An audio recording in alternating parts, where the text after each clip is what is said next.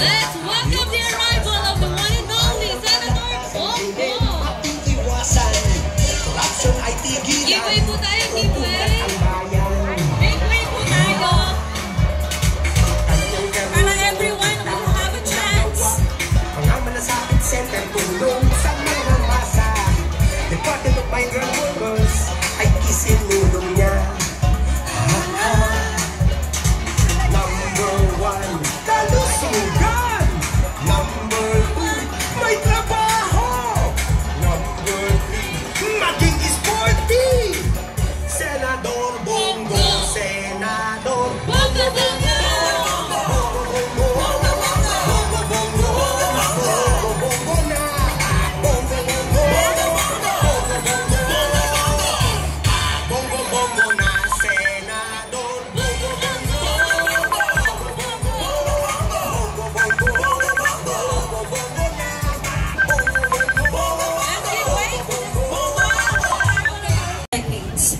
He established OFW Malasakit for OFW affairs, immediate legal assistance in OFW industries, and promote migrant right for pre-employment. He co-authored the establishment of DMW as he vows for more responsive public service for OFW. As he quote, "Suklian natin ang kanilang sakripisyo ng mas maayos na serbisyo para sa kanila at kanilang mga pamilya." Unquote. Samahan niyo po kaming salubungin ng masigabong palakpakan ang ating magiting na senador, Senator Mr. Malasakit Bongo!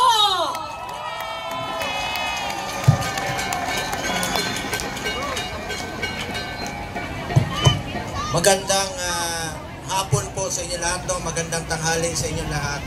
Mga kababayan ko rito sa Hong Kong, mga OFWs, mga migrant workers, kumusta po kayo? At namimiss na namin kayo ni Tatay Digong, no? Matagal na kami hindi nakapasyal dito. At alam nyo, mawalang galang na po sa iba kasi parati namin kanina, pagdating ko pa lang, may nagpapasalamat po sa mga tulong, sa mga pasyente. Sabi ko, wag ko kayong magpasalamat sa amin ni Tatay Digong. Kami po ang dapat magpasalamat sa inyo dahil binigyan nyo po kami ng pagkakataon na makapagserbisyo po sa inyong lahat. Maraming salamat po sa inyong lahat. Utang na loob po namin sa inyo, kaya po kami narito ngayon. At ako naman po bilang inyong senador, hindi ko po sasayangin yung pagkakataong binigay nyo po sa akin. Magtatrabaho po ako para sa Pilipino sa abot ng aking makakaya. Yan po ang pwede kong ialay sa inyo, ang aking kasipagan sa pagtatrabaho. Sanay po ako sa trabaho. Umaga, tanghali, hapunan, panaginip, kahit sa kubeta, nagtatrabaho ko. Wala pong masasayang na oras. Dahil ako po ay magtatrabaho para sa inyo. Hindi po ako politiko na mangangako na kayang gawin po ito. Hindi niyo po ako maririnig na gano'n. Magsiservisyo lang po ako sa inyo sa abot ng aking makakaya. Dahil ang bisyo ko po ay magserbisyo po sa ating kapwa Pilipino. Gusto kong pasalamatan isa-isa yung mga kaibigan natin dito, mga kasamahan po natin sa gobyerno. At meron lang po akong tanong sa inyo. Halo-halo po yung mga nandirito, no? May mga taga Mindanao, taga Luzon, at saka taga Visayas. Ako po ay isang, alam niyo naman, laking Mindanao po ako sa Davao, nakapag-aral po ako ng Maynila, at may dugo rin po akong Batanggenyo, mga tesoro sa Batangas, sa Tanawan. So sanay po ako magtagalog, sanay rin ako magbisaya. Sino sa inyo mga taga Mindanao dito? Mayong hapon sa inyong tanan, mga taga Mindanao. Muslim? Meron bang Muslim dito? Assalamualaikum. Sino sa inyo mga taga Visayas? Ayun, mga Bisaya, mga Bulanon. Adyo nga po sa inyo, mga Bisaya, may nga po. Pero Bisaya po ko, pero marami rin akong kamag-anak na Ilonggo. Sino sa inyo Ilonggo? Rinti pa rinti, tadamo sa Ilonggo. Dinagyang Festival Iloilo. Galing ako dyan sa Pasig nung may basketball, di ba? Nagbigay rin ako ng tulong pag may bagyo doon. Parati kong pinupuntahan yung Pasig, tsaka Iloilo, Banate, sa Anilaw, pag may bagyo doon, pupunta ako, Buhawi, pinupuntahan ko talaga yan. Dahil yan po ang aking pangako sa Pilipino. Kahit sang sulok kayo ng Pilipinas, bagyo, sunog, baha, lindol, putok ng bulkan, pinupuntahan ko yan dahil yan po ang pangako ko sa inyo. Damo ko sa Parinte, Ilonggo, kay ang pangalan ko, Bongo. Ang tawag sa inyo, Ilonggo. Dipinsan tayo, ha? Waray, sino waray dito? Waray ka? Ako rin, waray kwarta. Sino sa inyo ang merong go sa dulo, ha? Meron din go sa... Maraming go dito, maraming may dulo rin ang go rito. Sino sa inyo lasing go? Ikaw? Dali, ma'am, dali ka pula.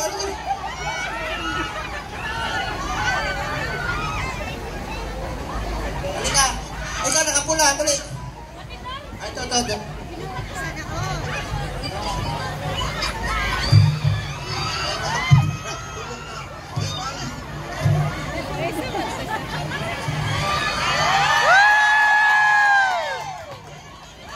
Hapon po sa mga Ilocano. Kumusta po kayo? Mga taga Ilocos Norte, Ilocos Sur, Pangasinan. Salamat po sa inyong lahat. Mahal na mahal namin kayo. And again, Gil Monte Gabion, Vice Chairman ng Asian Friendship Association, Mr. Andy Cue, Chairman po ng Pinas, Love Kita. Magandang hapon po sa inyong lahat. Mga kababayan ko, good day to all. And a warm welcome to this remarkable association, the Indigenous Peoples Festival in Hong Kong. It's a pleasure to see many of you here celebrating the rich and diverse cultures of the indigenous peoples of the Philippines. The Filipino working abroad, particularly in Hong Kong, are the unsung heroes of our nation. Kayo po yung mga modern day heroes. Kaya nga po ipinaglaban natin na magkaroon kayo ng sariling departamento, ito pong Department of Migrant Workers, kung saan po ay ako ang co-sponsor at co-author nito. Alam nyo, nung una, kung konti pa lang kami na nakipaglaban dyan, dahil yan po ang pinangako rin po ni Pangulong Duterte na magkaroon kayo ng isang departamento. Pinaglaban po natin at finally, bago po natapos yung termino niya na isabatas natin ito, meron na kayong sariling departamento. Alam mo, nalulungkot kami noon tuwing nananawagan kayo sa telebisyon, sa radyo, sa Facebook para humingi ng tulong. Dapat po merong departamentong nakatutok sa inyo sa mga pangangailangan ninyo. Yan po ang Department of Migrant Workers. Remember, more than 10 million Filipinos po ang migrant workers natin. Dapat po may departamento. Masaya po ako na meron ng departamento at masaya rin po ako ibalita sa inyo na meron na rin po kayong OFW Hospital sa San Fernando, Pampanga. Yung mga pinangarap natin noon, mga panaginip natin, na isa katuparan po ito noong panahon ni Pangulong Duterte. At nilagyan rin po natin ng Malasakit Center ang inyong OFW Hospital dyan po sa Pampanga. At meron rin tayong bill na maglalagay rin po ng OFW ward sa mga government hospitals po para po may nakatutok din. Isin nyo pong manatili sa ating bayan kasama inyong mga pamilya. Hindi po nababayaran ang lungkot. Ngunit kailangan nyo pong magtrabaho rito. Kaya bigyan po natin ng importansya ang ating mga OFWs. Ako naman bilang inyong chairman po ng Committee on Health sa Senado, marami po akong batas na isinulong. Yan pong Malasakit Center. Meron na ho tayong 159 na Malasakit Center sa buong Pilipinas na laging handang tumulong po sa ating mga kababayan. One-stop shop po yan. Batas na yan na isinulong ko noon, pinirmahan ni dating Pangulong Duterte. Ibig sabihin, one-stop shop. Wala po siyang sariling pondo. Ngunit, isa po siyang kwarto sa hospital. Na kung saan po nandiyan po yung 4 na ahensya ng gobyerno na dapat tumulong sa ating mga kababayan. Para po yan sa Pilipino, para po yan sa mga poor and indigent patients. Karapatan nyo po yan, lapitan nyo lang po. Meron na ho 89 na Malasakit Center sa Luzon, 30 sa Visayas, 40 po sa Mindanao. Yan po ang aking unang prioridad. 3 po ang aking prioridad bilang chairman ng Committee on Health. Pangalawa, Super Health Center. Ano po ang Super Health Center? It's a medium type of a polyclinic. Kung saan po ay pwedeng manganak dyan sa Super Health Center. Pwede po dental, laboratory, x-ray. Diyan na po yung primary care, diyan na po yung konsulta, hindi na lumala yung mga sakit. Panganganak, diyan na po, hindi na kailangan dalahin sa ospital. Magkakaroon po ng mahigit 600 na super health center sa buong Pilipinas sa 2 taon po. Yan po isinusulong rin natin ng mga programa. Yung mga buntis, sabihin nyo sa kamag-anak ninyo, pwede po manganak dyan. Yung hindi pa buntis, may panahon pa kayong magpabuntis. Totoo, 9 months pa naman. Yan po ang Super Health Center. Pangatlong prioridad ko po bilang chairman ng Committee on Health, prioridad rin po ito ni Pangulong Bongbong Marcos. Ito pong Specialty Center. Ano po ang Specialty Center? Diba ang Heart Center nasa Quezon City? Kung kailangan natin magpa-opera sa puso, kailangan pang pumunta yung kamag-anak natin sa Heart Center, ang kidney naman sa Lung Center, NKTI. Ang layo kung nasa probinsya tayo. Ngayon po, meron tayong batas na isinulong rin po. Ako po ang principal author nito at co-author. Principal sponsor at co-author nito. Maglalagay na po ng mga specialty center sa bawat DOH Regional Hospital. Yung mga taga Zamboanga, taga Tacloban, taga Cebu, hindi nyo na kailangan magbiyahe. Taga Iloilo, hindi nyo na kailangan magbiyahe ng Manila para magpa-opera sa puso. Lalagay na po sa mga DOH Regional Hospital. Batas na po ito na isinulong natin. Nakakuha po ako ng 24-0 na boto nito sa Senado. Dahil alam ko makakabuti po ito sa mga kababayan nating mahirap. Ilapit po natin yung serbisyo medikal sa ating mga kababayan. Asahan niyo po bilang inyong senador, uunahin ko yung mga programa, mga batas na makakatulong sa mga mahirap po. Unahin natin ang mga mahirap.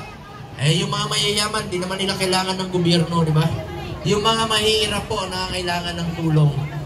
Huwag kayong mag-alala. Ako po, handa ako magserbisyo sa inyo. Lalong-lalo na po sa mga mahirap nating kababayan, sa mga OFWs. Nandito ako para sa inyong lahat. Ngayon, as chairman ng Committee on Sports, gratitude to the organizers, sa lahat ng performers, and all those who have worked tirelessly to make this event possible. Your dedication to promoting cultural exchange and celebrating our indigenous peoples is truly commendable.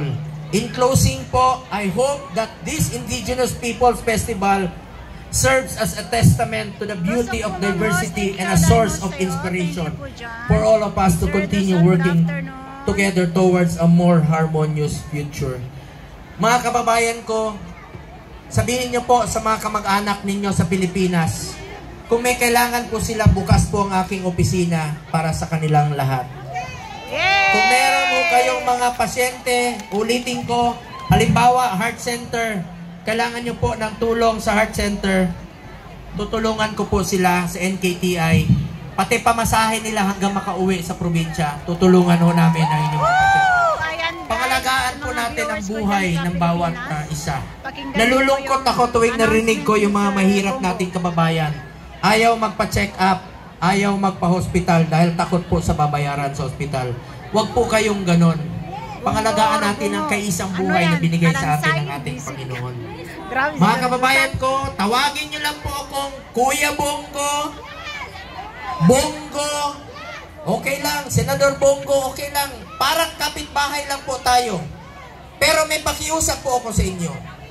Kung mas matanda kayo sa akin, huwag nyo naman ako tawagin Kuya.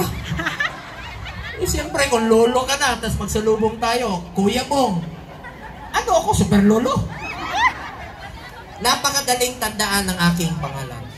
Di ba? Maalala nyo po, sa Pilipinas, pag traffic doon sa Metro Manila, kahit dito, pag nakakita kayo ng traffic light, ano yung green? Ayusin mo tayo. Anong ilagay ko dyan, sir? Ano? Sa Pilipinas, pag gutom na kayo, bibili kayo ng manok. Ay, sa title ba? O sige, mamaya. Ano pangalan ng dating presidente? Rodri? Paborito naming ulam, Mong? Tawag sa mahilig sa alak, lasing? Hoy, mga lasinggo, wag na wag kayong uminom pag nagmamaneho o wag kayong magmaneho pag nakainom kayo. Arcel, delikado po yan pag nakainom kayo habang nagmamaneho. Dahil ako na naman ang maalala nyo, pag kayo ay na o anong paborito nyong araw dahil walang trabaho? Linggo! Anong paboritong hotel ni Victor Neri sa Maynila? So, Kumusta po? Halika rito, Victor. Pakilala kita sa kanila. Alam nyo, Victor, yung Sogo sa Pilipinas, yung suki mo, iba yan dito. Di ba mall yan dito? So huwag ka mag-alala, kahit na mapagkamalan kang suki ng Sogo, pag nandito ka naman sa Hong Kong, shopping center yon. Oo nga naman. Kaya lang sa Pilipinas, huwag kang pumasok doon kung hindi asawang kasama mo. Oh. Alam nyo, si Victor Neri, mabait po yan. Katulad ni Philip Salvador, na isang kaibigan ko, best friend ko. Si Philip Salvador po, nakapag-iwan po ng 4 na anak sa Davao. Si Victor Neri, 2 anak lang po iniwan niya. Mabait. Si Philip Salvador, 4 po ang kanyang anak sa Davao, 31 po ang kanyang anak sa buong Pilipinas. Si Victor Neri naman po, 4 lang kanyang anak, pero 31 ang kanyang asawa. Dakon! Ay, biro lang yun. Ang maniwala sila, partner. Mabait po yan si Victor Neri. Napanood niyo yung pelikula niya. Sino nakapanood ng pelikula ni Victor Neri? Sino nakapanood ng Betamax ni Victor Neri? Teka. Oy, wala akong Betamax, ha? Partner, hindi ako Boldstar. Ha? Action tayo, action. Wala naman ako sinabing Boldstar ka. Pero napanood kita noon, bata ka pa, nakasuot ka ng bikini. Oh? Totoo ba yan? Hindi, ah? Mabait po yan si Victor Neri at kaibigan ko po yan. Alam mo, nandirito rin po siya para mapasaya po kayo at gusto niya po kayong batiin. Anong mga napanood yung pelikula niya? Ex-Con, di ba? Ex-Con. Notorious. Ano pa? Utol. Utol? Suspect. Asero. Suspect. Ano pa? Asero. Tigasin. Hindi, parang... Sige, Ano ba? sige, sir. Utol? Dasal mo Utol. after ng live. Utol. Maganda yung utol na yun. Ano ba? Tsaka Break My Heart. Meron kasi Kita ako. mo? Binibreak mo yung heart nila. Hoy, hindi. Mahal ko ang Hong Kong. Mahal ko ang Hong Kong. Alam nyo, galing rin po siya rito. Isa po ito ng halimbawa na katulad rin po ninyo. Nakapagtrabaho rin po siya rito sa bangko, di ba? Matagal na, 5 taon rin po siya. Naging chef rin po siya. Masarap magluto ito si Victor Neri sa Pilipinas. At saka naging OFW rin po ito si Victor Neri. Ngayon po, law student na po, na artista. Kaya 10 taon mo kami, hindi nagkita. Nung nagkita kami, medyo tumaba siya at nakita ko, pakita mo yung mga tattoo mo. Kailan ka ba nakalaya?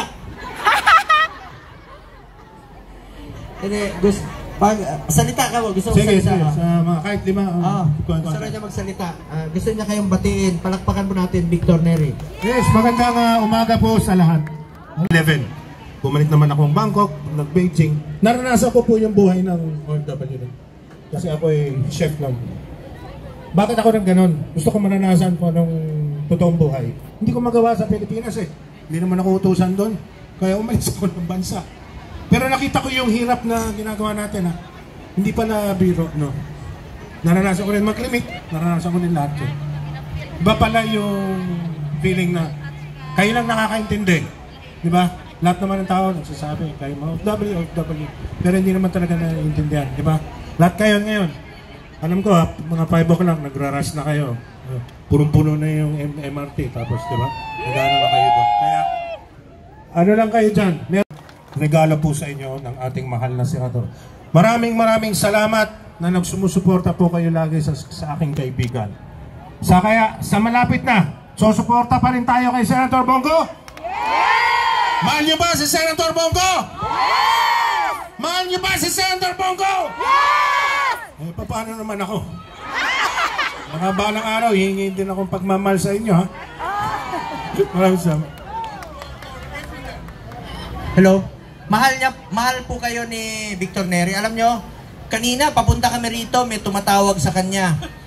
Kausap niya isang tao, no? Pangalan. Hindi ko lang pangalanan. Sabi niya, hello, mahal. Meron na namang ibang tumawag sa kanya. Iba na naman pangalan. Sabi niya, hello, mahal. So lahat ng kausap niya, mahal. Para walang buko. Pinapabayo at kumustahin po kayo at asahan nyo po Nandito lang po kami. Unahin namin ang kapakanan ng ating mga OFWs. Salamat po at pinapabati rin po kayo ni Tatay Digong. Miss na kayo ni Tatay Digong at mahal na mahal kayo. Nag-greet siya kanina, nagpadala rin po siya ng video through Ma'am Gemma Soto.